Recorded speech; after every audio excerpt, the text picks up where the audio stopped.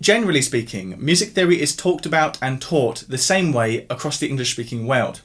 However, much like there are small differences between British English and American English, there are certain topics and terms in music theory where they actually vary depending on which side of the pond we're on, whether we're in the USA or the UK. So in this video, we're going to look at these different dialects of music theory, so you can understand what's being talked about regardless of where that English speaker comes from. Now, the most notorious music theory topic to have different terms depending on whether you're in the UK or the USA is note values. Now, of course, the actual symbols remain the same regardless of where you are, but the words we use to refer to these different symbols changes. So let's start by looking at the US system. And we'll start with the longest note value we have, which is sort of the potato-shaped one that's worth 4 beats. And the Americans call this the whole note, which makes sense because it's the longest note value we can have. So it's sort of the 100% note, the whole note, the complete note. And you'll see in the American system how, as we go down each division of the note value, that is reflected in the name that we give it. So it actually makes a lot of sense. So as I said, we start with the whole note. And then if we want a note that's worth half of a whole note, so a 2-beat note, that note is now called a half note. Makes a lot of sense, right? Then we half it again. And we not only half the number of beats it has, but the name. So it's now a quarter note. There are 4 quarters in a whole note because a quarter note is worth 1 beat and a whole note is worth 4 beats. Makes a lot of sense, right? And we just keep going down like that. Each time we want to half the note value, we indicate that in the name. So half of a quarter note becomes an 1/8 note because half of a quarter is an 1/8.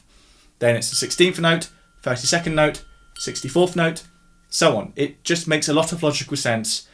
And really, compared to the British system, it is better. It is better. Of course, I was taught the UK system when I learnt music, so that's the system that comes innately to me because it's the one I grew up with. But it is more logical to have this American system of half, whole, quarter, etc.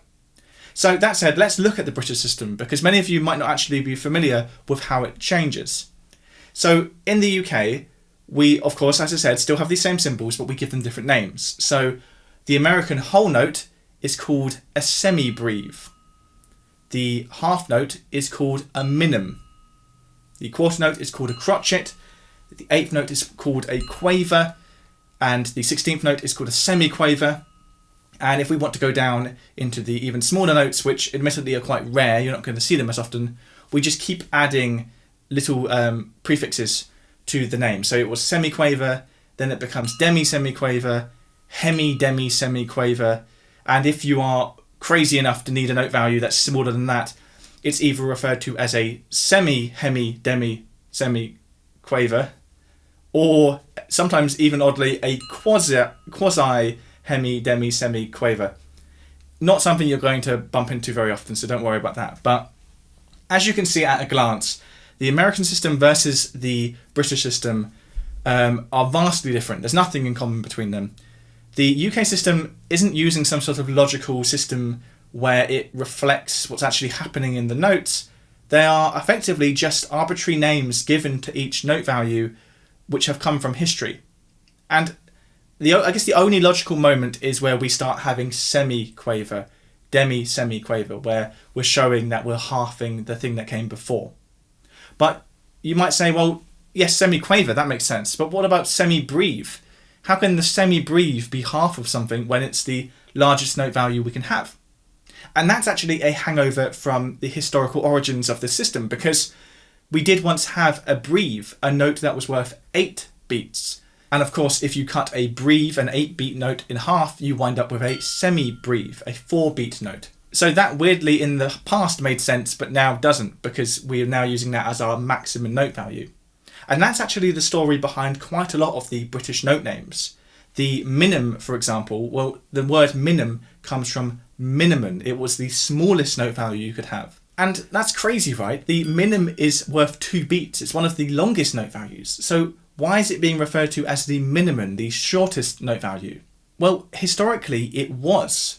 And not because music was slower in the past or something like that, but just because we had different symbols to indicate longer note values. I've already mentioned the breve, And you had notes that were longer than a breve. We actually had a note called a long note. And the longest note value was a maxima, the maximum note value, which, as you can see, starts making some sense. The maximum note value is called maxima, and the shortest note value is called minim. So we actually have a little bit of logic there in the original system that's used in the UK, but over time that system has warped and inflated to the point that we no longer use those longest values, and we've created new shorter values, and the naming conventions are just all over the place. The crotchet, which is the British name for the quarter note, is a particularly weird naming convention because crotchet comes from a French word that refers to little hook. And you might think, little hook, that sounds like what we have on a quaver note or an eighth note. And that is actually what the French used to refer to that note. In France, the note system made sense there. But somehow, along the way, the British started using the French word for an eighth note to describe the quarter note. So yet another example of the absurdly confusing nature of the system. Now the quaver, the British name for the eighth note, that does have a marginally logical name because to quaver means to sort of flutter a bit like that, like a quaver would. And of course, if you're in the UK and you hear quaver, you probably think of the crisps, the quaver crisps, which of course are named after this type of note, not the other way around, as some of my students have sometimes asked. So that's the UK versus the USA names for note values. And I think I've made it quite clear that the US system is obviously a bit more logical when it comes to how they've named the notes. But that doesn't mean that the British system is bad. And I'm not just saying that because obviously I'm from the UK. The words used in the language rarely actually have much logical meaning or connection to where they originated from. Words evolve and change over time, which is ultimately why the UK system for naming notes is so weird. And really the only important thing in language, in what words we use to describe things, is that everyone understands what that word means. And in the UK, the primary system for referring to notes is still this set of admittedly weird words. So it's still a valuable thing to learn. When I was growing up taking music lessons, I was taught the UK system of naming notes, crotchets, quavers, etc. But when I went to university, I think some people there had primarily learnt music perhaps from American sources, American textbooks, American videos, so they were using the American note system. And my first realization of this is when we were in a class and we were workshopping a band's performance, and somebody suggested that the drummer plays 16th notes on the hi-hat. They actually just said 16ths. And I had no idea what they were referring to. It only was later that I realized they meant semiquavers because they were speaking a different dialect. So that's a great example of why you should be able to speak both. Don't decide that one is the correct way and the other is wrong. They're both valid. In the same way that Americans call it a sidewalk and we call it a pavement. They're both valid words. Now, note values are definitely the most notorious example of how British and American music theory differs, but there are other examples as well. For example, if I were to play the smallest interval I can on the keyboard, the smallest amount I can move between two notes, B and C for example, I, as somebody who was taught music in the UK, would call that a semitone. The semitone is the smallest step you can take on your instrument. And there are 12 semitones, for example, in an octave. But an American might actually call that a half step. And it's just two words for the same thing. And they both are following the same logic. So a semitone, of course, is half of a tone. A tone is two semitones, or the space between two notes on our Western keyboard. And the Americans would call that a whole step. Same idea, whole step, half step. It's the same logic, but two different words. So just something to be aware of. And another one, which is interesting because the Brits here have effectively stolen the French way of saying it, is the Picardy third, or the Tierce de Picardie. Both meaning the exact same thing. The UK are just using the French term for it for some reason. And all a Picardy third is when a passage of music in the minor key resolves to the major chord at the end, rather than the minor chord as you might expect. I've got a video on that before if you've not heard of that idea before. Now, the last music theory topic I could think of that has different terms depending on whether you're in the UK or the USA is cadences, the names we give to cadences. And this is something that I only realised once I started making my videos on YouTube, because it was only then that I was talking about these concepts in front of Americans and they were noticing that I wasn't using the terms they were used to. And this is a weird one where there's some crossover in the terms, but some interesting distinguishing factors involved. So let's talk about it. So cadences, in case you're unfamiliar, are like short chord movements, short chord progressions. They get used almost like musical punctuation to end phrases, to give a sense of completion to a piece of music. And the most common type of cadence is the 5-1 cadence, where we move from the 5th chord of the key to the 1st chord of the key, to the tonic chord. So in the key of C, that would be the movement of G moving to C. 5-1. In the UK, we would refer to that as a perfect cadence, the movement of 5 to 1. But in America, they add a little extra rule to the naming convention. So for example, they would call this that I'm playing here a perfect cadence, but they wouldn't call this a perfect cadence, even though they're both the movement of 5 to 1, both G to C. And that's because they add this little extra rule about the way that the chords are voiced. So in America, what we call a perfect cadence, what the UK call a perfect cadence, is called an authentic cadence. The move of 5 to 1 is an authentic cadence. Then, if you want to make that authentic cadence perfect, to turn it into a perfect authentic cadence, you would have to make sure that both chords in the cadence are in root position, and that once you resolve it, the highest note is the tonic note. So in this example, C.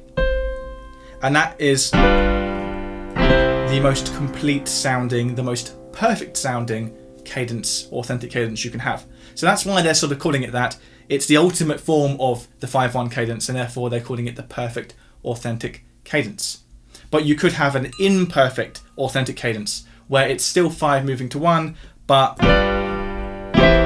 maybe there's some sort of inversion going on. The first chord there was in first inversion, so it's not 5 to 1 in its most perfect form anymore. So put shortly, Britain would call it a perfect cadence, Americans would call it an authentic cadence. But there's other types of cadence as well. For example, if a cadence of music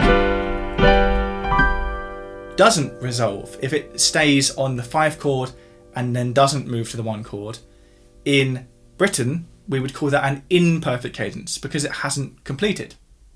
But in America they would call that a half cadence because it's half of a full cadence.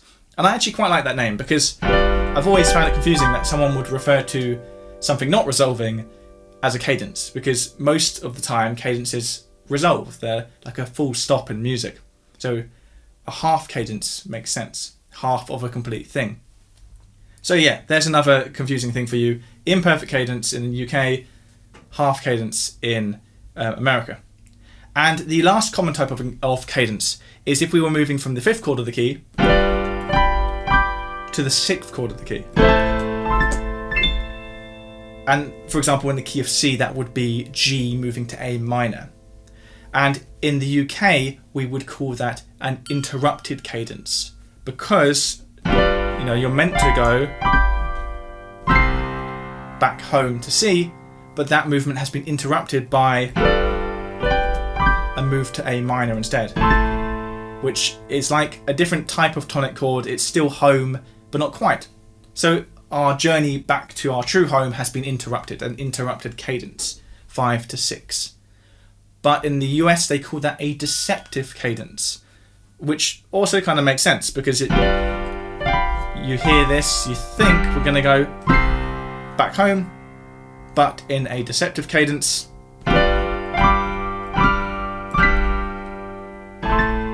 we get deceived.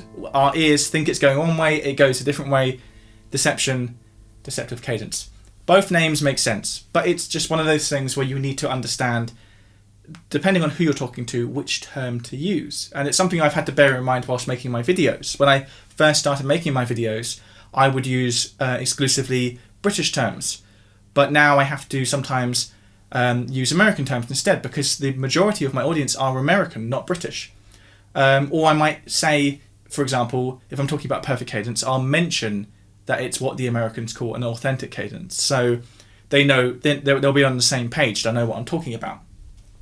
And I've completely made the switch with note values. In my early videos, if you ever go back and watch those, I'll be referring to things as crotchets and quavers. But quickly, I realised that people preferred me to talk about quarters and eighth notes. And personally, as I said earlier, I think that system makes a lot more sense. So I'm happy to switch over. But just like you want to be able to know the difference between candy and sweets, you want to know the difference between crotchets and quarter notes. They're both valuable dialects, both valuable things to understand, and will just make you a more fully able musician if you can communicate in both of those music theory tongues.